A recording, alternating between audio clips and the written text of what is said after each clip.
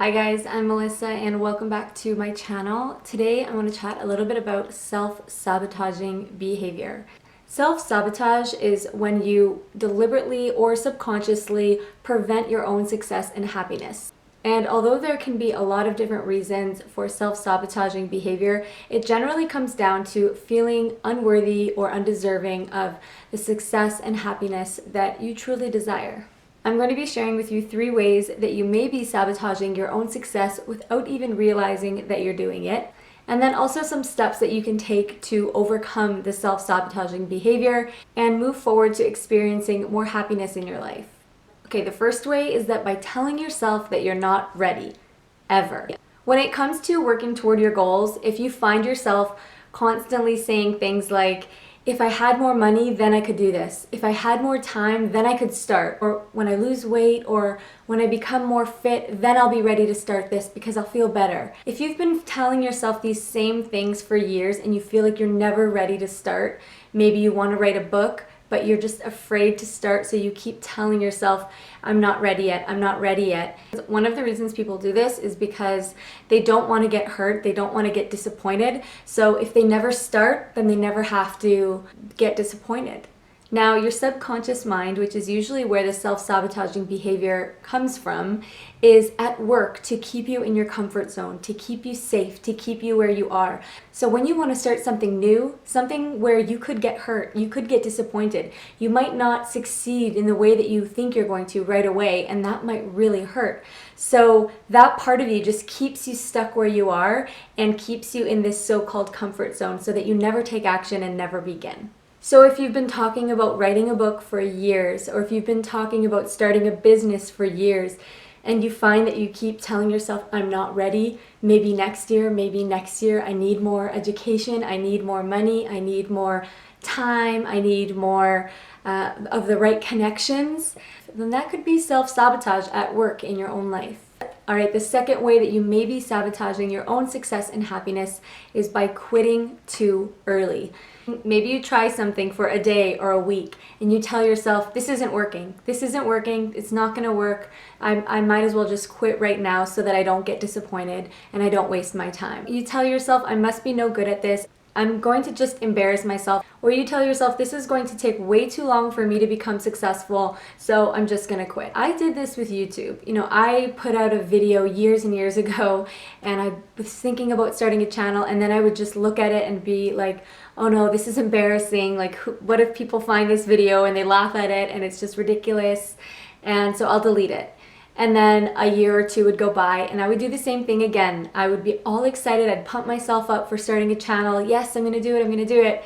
I'd put out a video and then I would just cringe when I would watch it. And I would just think, oh, is that really how my voice sounds? Or why do I keep saying and ah? And you know, maybe no one will really even care about what I have to say. This is just, you know, I have to just quit. I'll just quit now and then move on to something else. And then that feeling kept coming back where, you know, I really want to do this.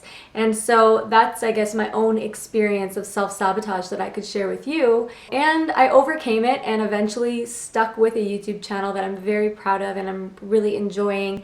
Now, this might sound ridiculous, but it is very, very real, very true. The third way that we sabotage ourselves is that you mess up on purpose. Now you might be thinking, why would I mess up on purpose? Why would I intentionally ruin something for myself? Why would I stop myself from being happy on purpose? I'm going to give you an example of this messing up on purpose, self-sabotage in an example of a relationship. Maybe you've been waiting for years and years and years to have your dream life partner and you just want to have this amazing relationship. And then you meet this person and they're just fantastic and you love to be with them. But part of you feels like this has to be too good to be true, or I don't deserve this much happiness, or you know, I'm not a good person, I don't deserve to be loved the way this person loves me. And you go out and sabotage the relationship by doing something to intentionally mess up the relationship, to scare that person away, or to just end the relationship. And you look back and think, what have I done? Why did I do this? That could be self-sabotage at play. The same thing could happen at work. Maybe you have this incredible dream job and you start making a lot of money and you come home at night and you're so happy after working at this job, and you look around at your family and think, well, no one else in my family is earning this much money. Why do I deserve to? I don't. I know friends who have way more education than I do, and I'm earning all of this money and they're earning less, so that's not fair. I don't deserve this. And so you go and sabotage that job. And maybe you start showing up late and not putting the effort in that the job requires. And before you know it, you get fired or you end up just quitting. And then you look back and think, what have I done? I had my dream job. I had something that I really worked hard for. Why did I let that go? Now, I just want to say, if any of this does ring true for you, this is not in any way meant to make you feel bad.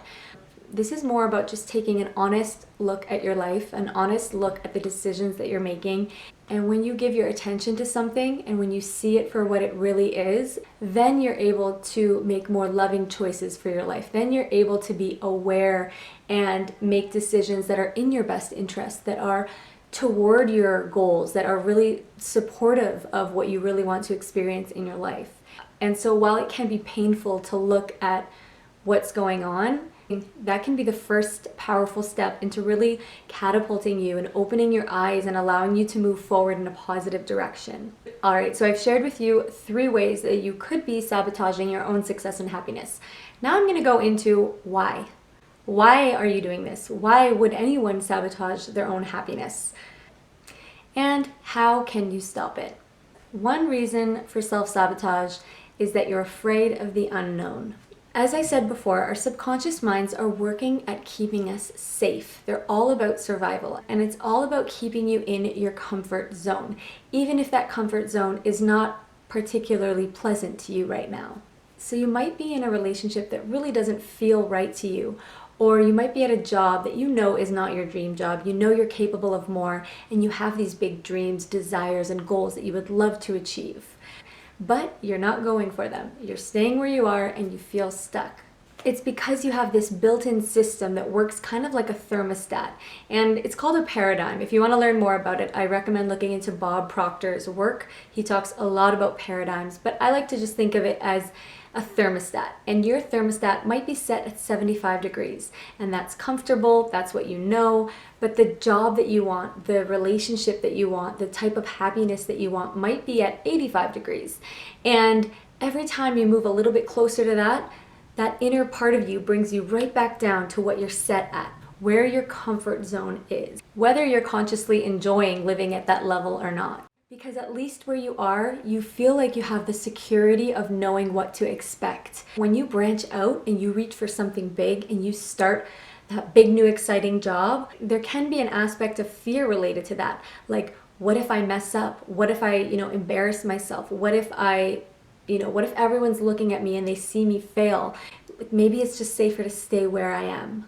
The second reason for self-sabotaging is that you believe deep down that you don't deserve nice things, that you don't deserve real, lasting happiness, and that you deserve something less than that.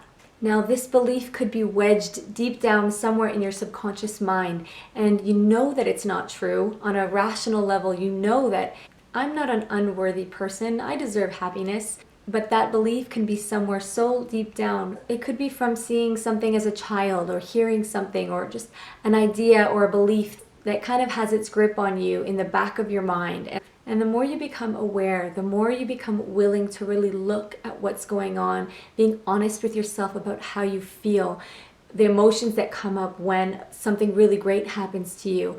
And journaling can be really, really helpful for this. The third reason is that you're afraid of losing people or becoming isolated. What if I become too successful that the people around me think I've changed and they don't think that I fit in with them anymore, or they think that I've become snobby and I'll distance myself from them and then I'll lose their love? Again, this is not a rational thought. This is something that is in the back of our subconscious mind that's trying to keep you safe. Or maybe growing up you heard the idea that rich people are bad, or educated people think they know it all. And these ideas are something that you don't really believe are true, but when you get too close to getting to that level of success, or getting to that level of wealth, or getting to that level of being highly educated, you subconsciously fear the loss of those people that you love. What if I become really successful and the people that I love think that I've become one of those rich people. And these kinds of thoughts can really prevent you from actually experiencing the success and happiness that you really want. The fear of being isolated and being alone and losing people can really, really keep you stuck. And if we have that fear, it can really prevent us from going for the big goals that we really, really desire for ourselves deep down. Okay, so how do you get rid of this self-sabotaging behavior? The first way that you can kind of start to break free from self-sabotage is to remind yourself not to believe everything you think. And I really like the Louise Hay quote, "It's just a thought and a thought can be changed." Become aware of the thoughts that you think and the things that you say. If you ever hear yourself kind of saying something that implies self-sabotage, ask yourself, why did I just say that? Or why am I having this thought right now? What does that say? What is that bringing up in me? And not to judge the thought, but just by bringing awareness to it will really open up your mind, and you'll start to kind of see the behaviors for what they are. There's real power in this. Instead of letting your thoughts think you, it's you becoming aware of your thoughts and being more deliberate with them. 2, be still and meditate. If you're feeling overwhelmed and like you're living on autopilot and you're not really being deliberate with your thoughts or your choices and actions, take time every single day to just listen to your own inner voice and to just be still, be silent. Calmness has power to it. When you're stressed out and frantic and living on autopilot, you might not be making the best decisions for yourself. And you might just be reacting to things instead of being deliberate about what you really want to think, say, and do in your life. 3, when you're calm, visualize yourself already having the success and happiness that you desire, already being that person, how good it feels. And picture yourself living that way. Picture yourself going to your dream job, speaking to your dream partner, laughing, really feeling calm, happy, and the best version of you that you can be. Let that feel real for you. Let yourself enjoy that feeling. And repeat this often until that feeling of the success that you want feels real and natural to you.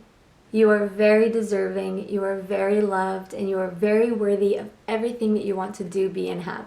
Thanks so much for watching, and I'll see you guys next time. Bye!